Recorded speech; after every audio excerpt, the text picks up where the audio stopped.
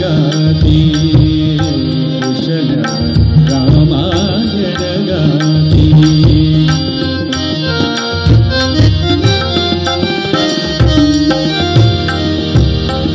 कुमार दोघे एक वयाचे सजीव पुतळे रघुरायाचे कुमार दोघे एक वयाचे सजीव पुतळे रघुरायाचे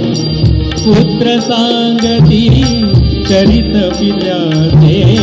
पुत्र सांगती चरित पित्याचे ज्योतिने तेजाची आरती ज्योतिने